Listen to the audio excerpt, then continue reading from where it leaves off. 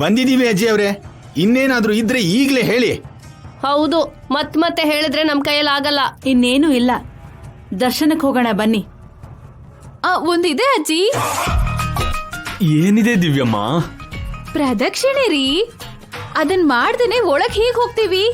ಪ್ರದಕ್ಷಿಣೆ ಅಂತಿದ್ದಾಳಲ್ಲ ಅಣ್ಣ, ಏನಾದ್ರೂ ಪ್ಲಾನ್ ಮಾಡಿದ್ದಾಳಾ ಏನು? ಪ್ಲಾನ್ ಏನು ಕೇಶವ?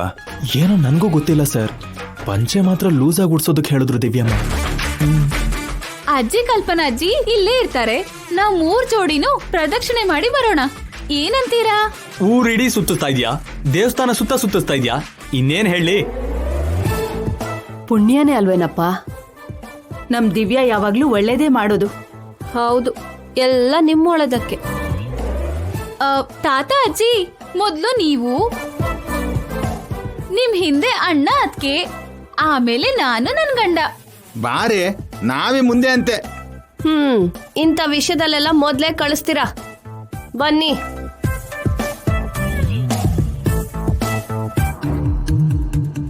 ಪ್ಲಾನ್ ಏನಮ್ಮ? ಅವ್ರನ್ನ ಇಲ್ಲೇ ತಡೆದು ನಾನು ಕೇಶವ ವೇದ ಪಾಠಶಾಲೆಗೆ ಹೋಗಿ ಎಂಕ್ವೈರಿ ಮಾಡಿ ಬರ್ತೀವಣ್ಣ. ಚಾಣಕ್ಯನ ಹೇಗ್ ತಡಿತೀಯಾ? ನೀನೇ ನೋಡ್ತೀಯ ಅಲ್ವಾ? ನಿಜವಾಗ್ಲೂ ಅವ್ರ ಪ್ರದಕ್ಷಿಣೆಯಲ್ಲಿ ಏನೋ ಪ್ಲಾನ್ ಮಾಡಿದಾರೆ ಶಶಿ, ಕೇರ್ಫುಲ್ ಆಗಿರು. ಓಕೆ ಅಣ್ಣ. ಶಶಿ ಅಮ್ಮ, ನೀವು ಹೋಗ್ಬೇಕು, ಹೋಗಿ ನಡಿ.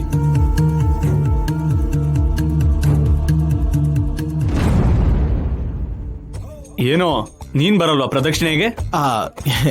ಎಂತ ಮಾತು ಸರ್, ನೀವಿಷ್ಟು ಪ್ರೀತಿಯಿಂದ ಕರೆದ್ಮೇಲೆ ಹೇಗ್ ಬರ್ದೇ ಇರ್ತೀನಿ, ನಡೀರಿ.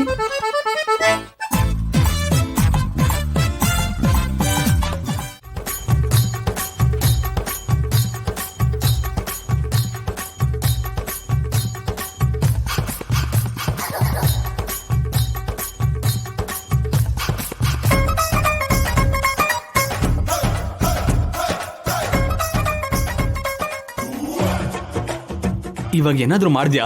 ನಾನೇನ್ ಮಾಡ್ತೀನ್ರಿ? ಏನೋ ಮಾಡ್ದಾಗ ಅನಿಸ್ತು, ಏನಾದ್ರೂ ಮಾಡ್ದ್ಯೋ?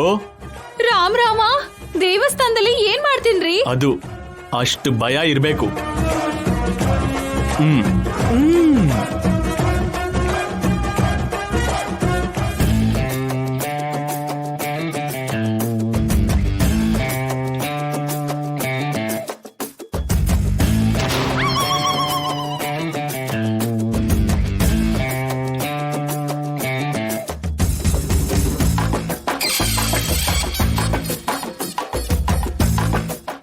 ನೀವೇನ್ ಹೇಳ್ತಿರೋದು?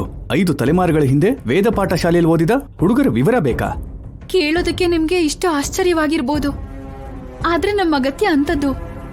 ನಾವ್ ಎದುರಿಸ್ತಿರೋ ಸಮಸ್ಯೆ ತುಂಬಾ ಅಪಾಯಕಾರಿಯಾಗಿರೋದು, ಪರಿಹಾರಕ್ಕೋಸ್ಕರ ಬಂದಿದೀವಿ. ಆ ಪಾಠಶಾಲೆ ಮುಚ್ಚಿ ತುಂಬಾ ವರ್ಷ ಆಯ್ತು ರೀ, ಆ ವಿವರ ಏನು ನಮ್ಮ ಹತ್ರ ಇಲ್ಲ.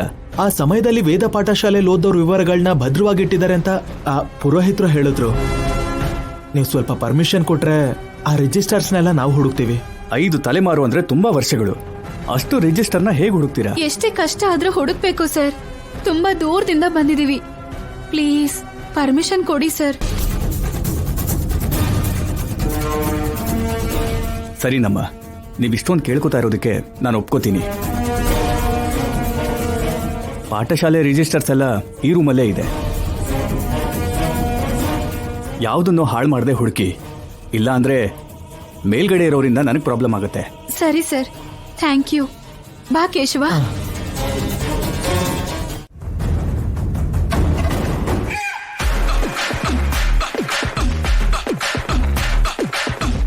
ಅಜ್ಜಿ ಅವ್ರೆ, ತಂಗಿಯಮ್ಮ, ಚಂದ್ರಿಕಾ, ಅಭಿ, ಚಾಣಕ್ಯ.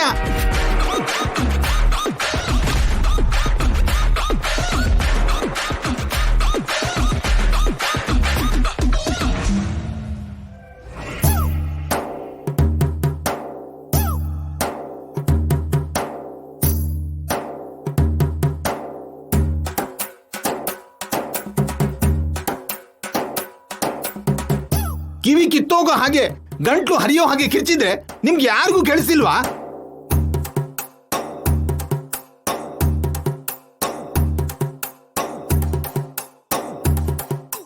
ಎಲ್ರೂ ಕಿವುಡ್ರಾಗಿದ್ದೀರಾ? ಒಬ್ಬ ಮನುಷ್ಯನ ನೋವನ್ನ ಅರ್ಥ ಮಾಡ್ಕೊಳ್ಳೋದಿಲ್ವಾ? ಅಲ್ಲ, ಮಾನವೀಯತೆನೇ ಇಲ್ವಾ ನಿಮ್ಗೆ? ನೀವು ಮನುಷ್ಯರಲ್ವಾ?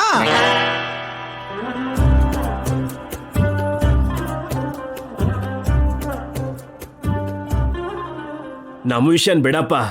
ನೀವು ದೇವಸ್ಥಾನಕ್ಕೆ ಬರೋ ಪದ್ಧತಿ ಇದೇನಾ? ಅವು ಕನಿಷ್ಠ ಸಭ್ಯತೆ ಸಂಸ್ಕಾರ ಇಲ್ದೇನೆ ಬಂದಿದ್ದೀರಲ್ಲ ಯಾಕೆ? ಮೊದಲು ಈ ವಸ್ತ್ರ ಕಟ್ಕೊಳ್ಳಿ. ಈ ದೇವಸ್ಥಾನದ ಮರ್ಯಾದೆ ಕಳಿಬೇಡಿ.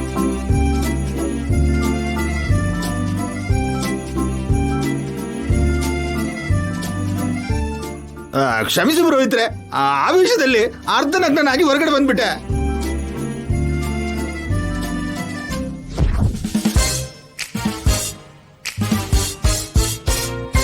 ಏನಾಯ್ತು ಕೃಷ್ಣ, ನಿನ್ ಪಂಚೆಯಲ್ಲಿ? ಅಲ್ಲಿ ನೋಡಿ, ಅಲ್ಲಿ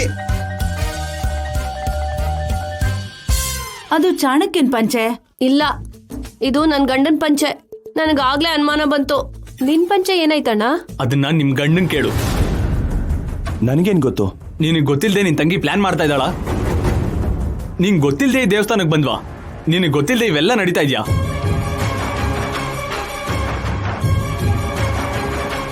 ಅಷ್ಟಕ್ಕೂ ಏನ್ ನಡೀತಾ ಇದೆ ಹೇಳಿ?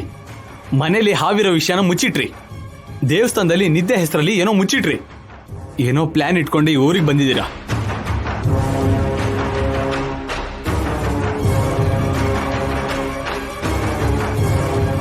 ನಂಗೂ ಶಶಿಗೂ ಹೇಳ್ದೇನೆ ನೀವು ಮುಚ್ಚಿಡ್ತಾ ಇರೋದೇನು? ನೀವು ಮಾಡ್ತಿರೋದೇನು? ದಿವ್ಯಾ ಎಲ್ಲಿಗೆ ಹೋದ್ಲು ಹೇಳಿ?